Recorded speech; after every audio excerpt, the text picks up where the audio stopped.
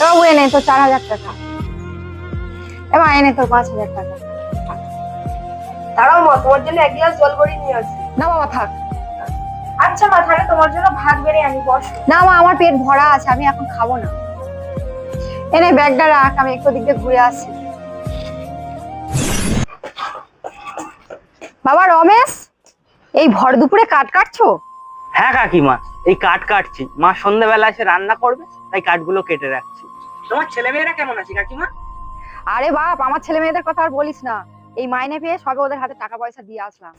আমার ছেলে মেয়েরা তো আমাকে খুব ভালোবাসে। আপনার ছেলেমেয়েরা তো আপনাকে ভালোবাসবেই। আপনি যে মাসে মাসে একগুচ্ছ টাকা তাদের হাতে তুলে দিচ্ছেন।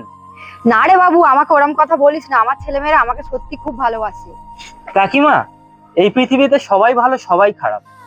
আপনি আপনার ছেলে মেয়েদের হাতে 1 মাস টাকা দেওয়া বন্ধ করে দেখুন, ওরা আপনার সাথে কেমন ব্যবহার করে, তারপরে এসে আমাকে বলুন। তুই তো বাবা আমাকে খুব চিন্তায় ফেলে দিলি রে। কাকিমা, তোমার হাতে এখনো সময় আছে। তুমি নিজের জন্য কিছু জমাও, নয় ভবিষ্যতে কিন্তু তুমি পস্তাবে। কালকেই আমি আমার ছেলে মেয়েদের পরীক্ষা নিয়ে দেখবো। আমি এখন আসছি।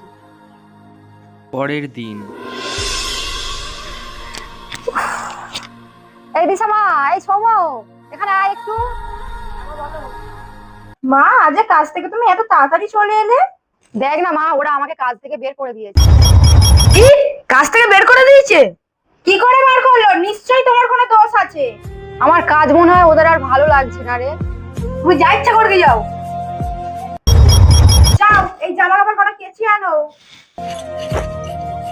আজকে যদি এই নাটকটা না করতাম, তোদের দুজনের আসল রূপ আমি কোনোদিনই দেখতে পেতাম না। তার মানে কি বলতে চাও তুমি? কিসের নাটক? হ্যাঁ, আমি নাটক করছিলাম। আমার কোনো কাজ ছেড়ে যায়নি তোদের আসল রূপটা দেখার জন্য, যে তোরা আমাকে কতটা ভালোবাসিস। হ্যাঁ, আমার যা দেখার দেখা হয়ে গেছে। এবার থেকে আমি বৃদ্ধাশ্রমে টাকা জমাবো নিজের জন্য।